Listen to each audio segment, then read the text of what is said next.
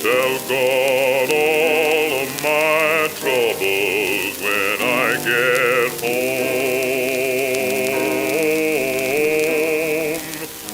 home. Hello, and welcome to the History of Africana Philosophy by Chike Jeffers and Peter Adamson, brought to you with the support of the King's College London Philosophy Department and the LMU in Munich, online at historyofphilosophy.net. Today's episode, New England Patriot, Lemuel Haynes.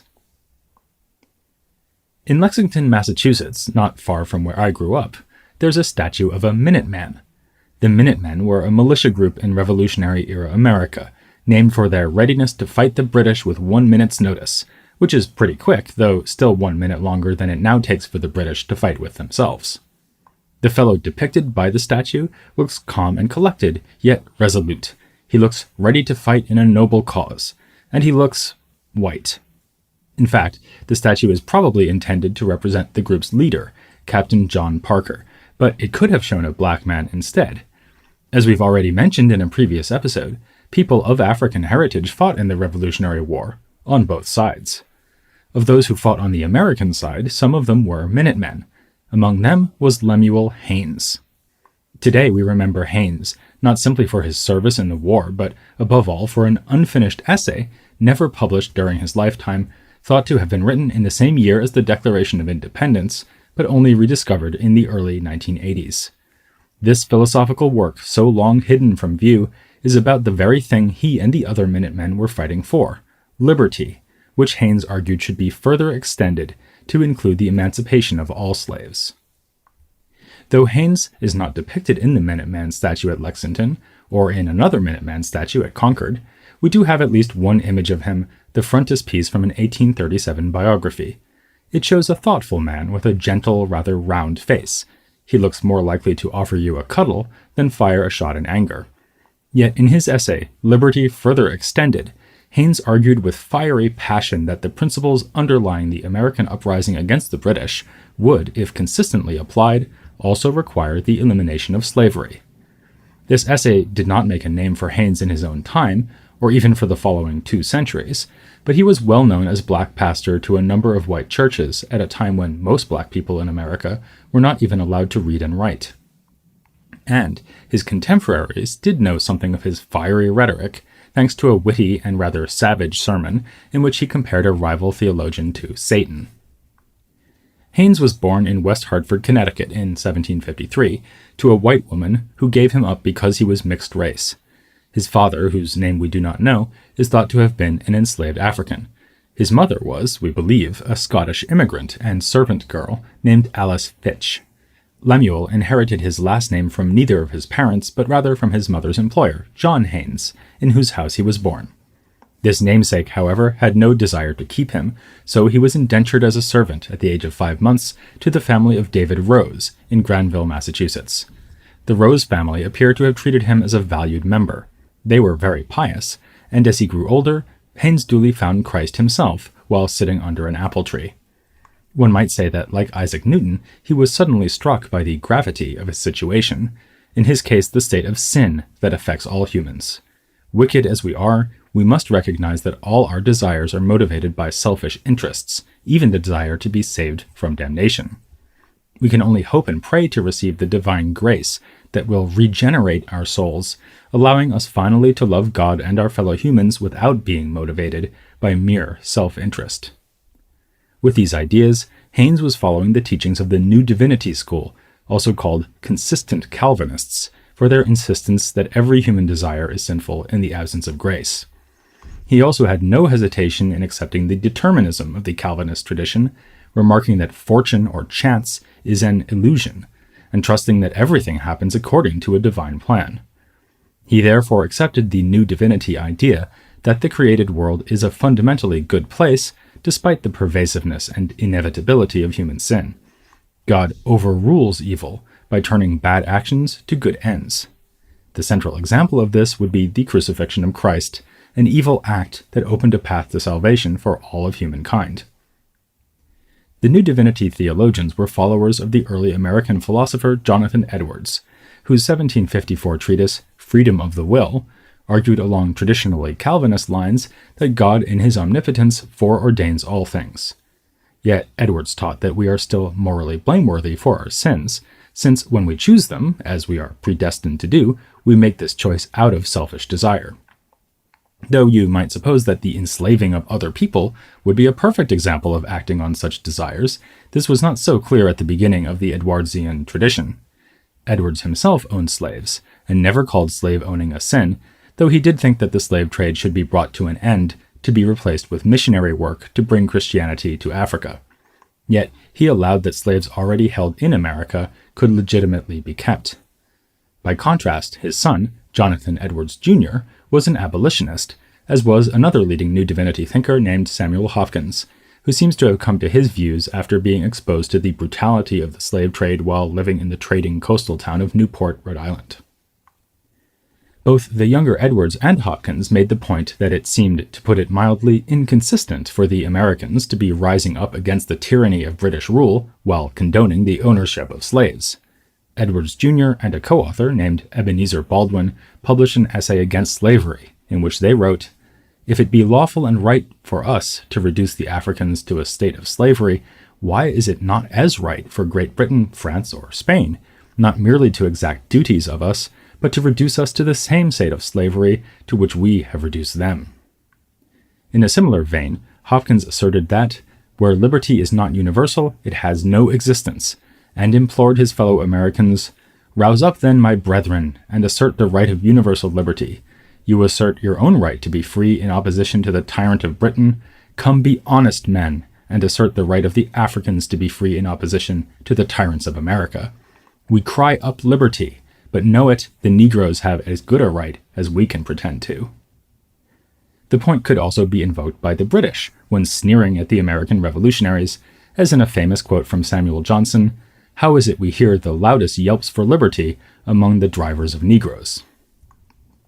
There's a third and final example of opposition to slavery by white New Divinity theologians that we must mention before turning back to Haynes. In September of 1774, Levi Hart, a close associate of Hopkins, delivered a noteworthy sermon entitled Liberty Described and Recommended, in which he discusses the nature of political freedom, the nature of spiritual freedom, and the connections between these two. According to Hart, civil liberty is the unconstrained ability to act for the public good, which means that one can justifiably be constrained by one's society only if one is acting for private benefit in a way that works against the public good. Slavery, from this vantage point, is clearly not a justifiable constraint on anyone's liberty, but rather a case of acting for private benefit against the public good. Hart therefore attacks slavery as a palpable and flagrant violation of the law of nature, and demands to know, when, oh when, shall the happy day come that Americans shall be consistently engaged in the cause of liberty, and a final end be put to the cruel slavery of our fellow men? We know that this sermon made an impact on Haynes, because he quotes that climactic question of Hart's in his own Liberty Further Extended, the title of which rhymes, perhaps even intentionally, with Hart's Liberty Described and Recommended. The full title of Haynes's essay is Liberty Further Extended, or Free Thoughts on the Illegality of Slave Keeping, wherein those arguments that are used in its vindication are plainly confuted, together with a humble address to such as are concerned in the practice. The previously unknown manuscript was discovered by historian Ruth Bogan, along with a poem by Haynes entitled The Battle of Lexington. While he was not at that famous battle, which kicked off the Revolutionary War, Haynes was already an enlisted Minuteman at the time and marched west from Granville the very next day to help pin down the British forces holding Boston. He had enlisted the previous year after turning 21, as that birthday had brought an end to his indentured servitude. Bogan suspects that the poem was written in 1775, within a month or so of the Battle of Lexington, and thus possibly while the young Minuteman was serving at Boston. While Haynes, still 21 at the time, identifies himself in a prefatory inscription as a young mulatto, there is nothing in the poem itself that would suggest the author's race. He does speak of being ready to die rather than live as a slave, but this clearly refers to resisting British tyranny over the colonies and not chattel slavery. Something changed then by the time he wrote Liberty Further Extended, which focuses squarely on the unjustifiable evil of enslaving Africans. Bogan suspects this essay was first drafted before July of 1776, but revised after the 4th of that month, as it begins with an epigraph from the Declaration of Independence. Surprisingly, at no point in his essay does Haynes use the word Americans, except when he's quoting from Hart. Haynes instead frames the issue as one of Englishmen asserting their right to liberty in the face of oppression by other Englishmen, writing, "To affirm that an Englishman has a right to his liberty is a truth which has been so clearly evinced, especially of late, that to spend time in illustrating this would be but superfluous tautology. But I query whether liberty is so contracted a principle as to be confined to any nation under heaven. Nay, I think it not hyperbolical to affirm that even an African has equally as good a right to his liberty in common with Englishmen." In this way, Haynes downplays the difference between the white men on the two sides of this conflict, in which he too was fighting, the better to highlight the racial oppression that was going on daily within the United States. The point is not that he sees no difference at all between the two sides, or was unsure of the Patriot cause. Rather, he seeks to show that you can say you are on the side of liberty only if you support the extension of freedom to enslaved Africans. For Haynes, freedom is bestowed upon us by God. It is not for any created power to take away, whether the infringement of freedom is committed by a state regime like the British or by a private slaveholder. Thus he writes, "Liberty is a jewel which was handed down to man from the cabinet of heaven, and is coeval with his existence, and as it proceeds from the supreme legislature of the universe, so it is he which hath a sole right to take away. Therefore, he that would take away a man's liberty assumes a prerogative that belongs to another, and acts out of his own domain. To deprive another of liberty on this view is blasphemously to consider oneself equal with God." In another memorable part of the essay, one of the sections in which he sets out to show that arguments used to defend slavery are all lame and defective, Haynes takes on an argument that one might expect a predestinarian Christian thinker like himself to have trouble rejecting. This is the claim that those Negroes that are emigrated into these colonies are brought out of a land of darkness under the meridian light of the gospel, and so it is a great blessing instead of a curse. Haynes, however, has no trouble with this at all. Relying on the Book of Romans, he first refutes the idea that one can justifiably choose to do evil so that good may come. Such motivation in no way evades, but rather invites damnation, which we may take as another reminder that we cannot appropriate to ourselves the position of God. If it is true that God can bring good out of evil, even an evil so monstrous as slavery, that is no excuse for humans who take part in the evil. Haynes also adds that in any case, those involved in the transatlantic slave trade and slavery in the colonies clearly do not aim at the spiritual good of their slaves. On the coast of Africa, they do not encourage wholesome conduct, but rather stimulate through their demand for slaves quarrelings and bloodshed, while in the colonies slaves are generally kept under the greatest ignorance. The idea that slavery is a benefit to Africans is, according to Haynes, merely a fraudulent excuse for the greed and laziness that truly motivate those involved in slavery. Why did Haynes never complete and publish this powerful text? There are signs that he felt it was too radical. We can see from his handwritten adjustments of the text that he twice inserted lines defending violent insurrection against slavery before thinking better of it and crossing the lines out. Whatever his reasons for not publishing Liberty Further Extended, 1776 also turned out to be the year he moved decisively toward his destiny as a preacher. Still living with the Rose family, he was often asked to read at their Saturday evening devotion. One such evening he held a book of sermons but read not from the book itself, but from a text he had written that he had slipped into the book. Mr. Rose, delighted by the edifying words, wondered whose they were. He suspected George Whitefield, whom we mentioned last episode as the preacher eulogized by Phyllis Wheatley in one of her early poems. "It's Lemuel's sermon," confessed the young man. From this moment on, Haynes's path to the ministry was supported and encouraged by many. In 1780, a number of respected ministers signed a document certifying that he was qualified to preach. The first sermon he preached after being licensed used the opening verse from Psalm 97, according to which the Lord reigneth, to ask whether the supremacy of God counts as a kind of tyranny. God's supremacy may seem incompatible with human freedom, and thus with the possibility of virtue and even the need for human initiative. Haynes responds by arguing that salvation properly understood requires activity and exertion in the form of repentance and faith, so it is contradictory to think salvation is compatible with a failure to strive for virtue. And God is no tyrant. His enemies may be frightened to discover that they are in his hands, but the thought of his omnipotence should provide those of us who are careful to seek salvation with a sense of security. In 1785, Haynes was officially ordained, becoming the first black preacher in the United States to be recognized in this way. 3 years later, he delivered a sermon called The Influence of Civil Government on Religion. While featuring no mention of slavery, this sermon is an important record of Haynes's views on the purpose of government in a free society. He emphasizes first that God, in his omnipotence, could achieve his aims in the world without the intervention of human legislative authority. So the question is not whether we could do without government, but rather why government is, if not necessary, then at least helpful. Haynes claims, when we consider the obvious end for which civil government was instituted, it is easy to see that it was designed as a support to virtue, to oppose the impetuous torrent of iniquity, to humanize the soul, and to conduct men in the way of felicity, are objects to which the laws of God and those which are commonly called the laws of men do mutually point.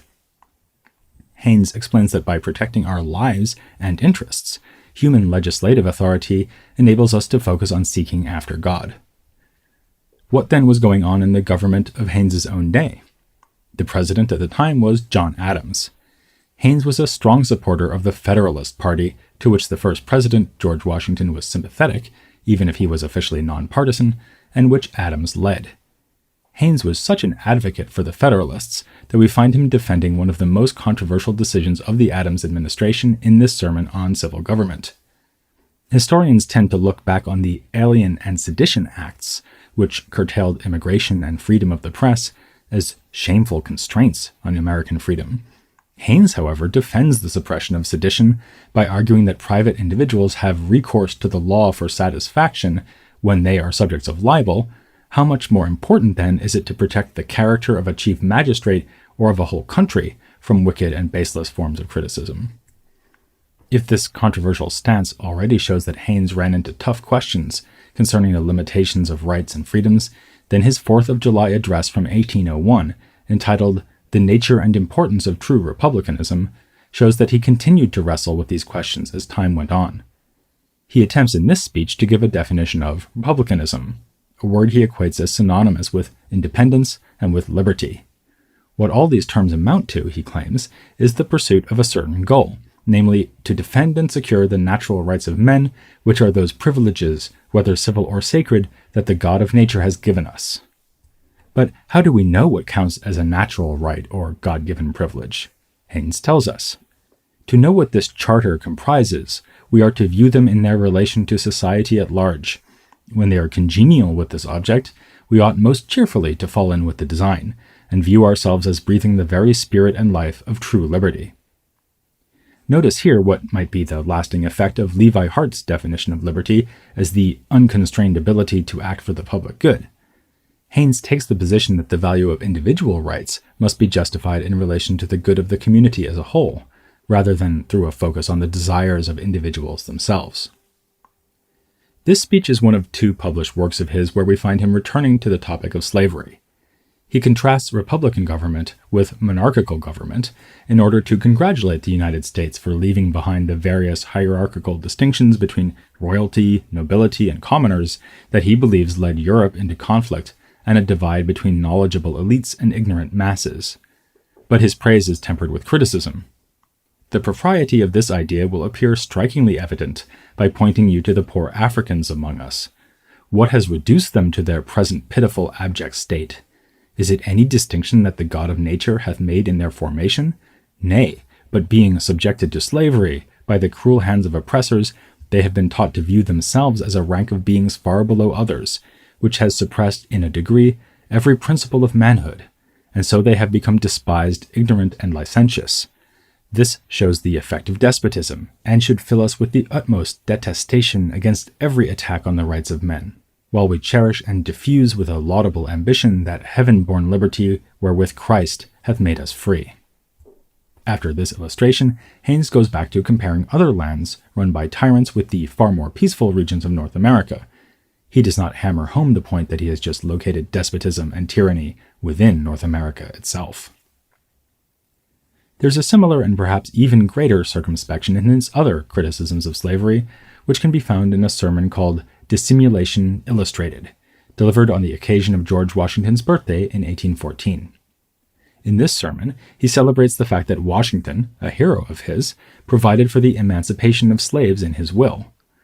The sermon is most notable, however, for the way Haynes uses the occasion to harshly criticize President James Madison's administration for its pursuit of what we now know as the War of 1812. He calls it a duty of those called upon to go to war to examine whether the cause is just, and claims that a defensive war can only be vindicated unless where there is an express command from God, as in the case of Israel's going to war with the nations devoted to destruction. Speaking as a veteran of the Revolutionary War, which he still believes was just in its cause, he condemns the War of 1812 as failing by this standard, that is to say, it is not, in his view, a war of self-defense. One pretext given for the war was that Britain's Royal Navy would sometimes press American sailors into service. Haynes quotes a Reverend Worcester, who said, "Our president can talk feelingly on the subject of the impressment of our seamen. I am glad to have him feel for them, yet in his own state, Virginia, there were in the year 1800 no less than 343,796 human beings held in bondage for life." Haynes then adds, "I ask, would it be the duty of these slaves to rise and massacre their masters, or for us to advise them to such measures? Partial affection or distress for some of our fellow creatures, while others, even under our notice, are wholly disregarded, betrays dissimulation." It's certainly rhetorically effective to point out the threat of slave rebellion, but the suggestion that this would be a bad thing recalls his decision to suppress the endorsement of violent resistance by slaves, even in his unpublished draft of Liberty Further Extended. Haynes decried hypocrisy, but remained wary of following his own denunciations of tyranny to their logical conclusion. And indeed, Haynes's most popular work, which appeared in no fewer than 70 editions between 1805 and 1860, had nothing to do with slavery, but was rather an attack on the concept of universal salvation, proposed by the Universalist theologian Hosea Ballou. Ballou believed that, given the infinite and perfect goodness of God, all souls would be redeemed, indeed allowed to enter paradise immediately upon death. Haynes responded to this with a satirical sermon, in which he compared Ballou to Satan, falsely promising Adam and Eve in the Garden of Eden that they would not die if they tasted from the tree of good and evil. Haynes wittily concluded that universal salvation is no newfangled scheme, but can boast of great antiquity, and that Ballou's doctrine is unfortunately likely to find many adherents, given that Satan is still so successful in seducing humans to believe falsehood. Another memorable instance of Haynes's biting wit returns us to his political views. While his beloved Federalist Party was no longer a political force by the time Andrew Jackson won the presidency in 1828, Haynes remained opposed to the Democratic Party that Jackson represented, just as he had previously opposed its predecessor, the Democratic-Republican Party, headed by Thomas Jefferson and then James Madison. Right after Jackson's election, Haynes came across a group of supporters in a hotel dining room who asked him to propose a toast to the new president. Haynes obliged, raising his glass and saying, "Andrew Jackson, Psalm 109, verse 8. Only after Haynes had left did someone look up the passage and discover that it read, "Let his days be few, and let another take his office." Also worth mentioning before we close the episode is Haynes's account of an extraordinary experience that he had in 1819. Two brothers were imprisoned for a murder they insisted they had not committed. Haynes visited them in jail and offered them spiritual ministry, and became convinced that they were indeed innocent. Then, just weeks before a death sentence would be carried out, the supposed murder victim turned up in town, crazier than ever but unmistakably alive, as one scholar has put it in describing this bizarre turn of events. The miraculous deliverance became the basis for another publication by Haynes, which is both an early entry in the genre of true crime narrative and a powerful assertion of the reality of divine providence. As a Calvinist, Haynes saw God's hand in all events, of course, but with the salvation of the two accused brothers, divine influence and mercy were unusually evident. One wishes once again that Haynes would have drawn out the obvious relevance of the story for the debate over slavery, as he waxes poetic on the pitiable state of the innocents who lost their freedom and celebrates their liberation from bondage. We should never fail to recognize, however, that until his death in 1833, Haynes lived an extraordinary life in very difficult times for people of African heritage. After serving for 30 years as a pastor in Rutland, Vermont, from 1788 to 1818, he was dismissed from his position. The reason for this, according to one report of what he privately thought of the matter, was that they finally became overly conscious of the disrepute of having a black preacher. He preached afterward in Manchester, Vermont, before finally pastoring a church in Granville, New York, not to be confused with Granville, Massachusetts, where he grew up. His house in South Granville, New York, is today a National Historic Site. Having spent time in this episode and the last unremarkable figures who wrote in the 1770s in what would become in that decade the United States of America, we will next travel over the Atlantic Ocean, shifting our focus from New England to the original version. We'll be meeting Ignatius Sancho, an equally remarkable figure living and writing in 1770s London. Sancho, who was at this time the only black person qualified to vote in elections in Great Britain, is best known for his artfully written letters, which were published after his death in 1780 to widespread acclaim. So, P.S., don't forget to join us next time for a discussion of the philosophical dimensions of the epistolary art of Ignatius Sancho, next time here on the History of Africana Philosophy. I'm gonna tell him I had hard trials. Tell him I had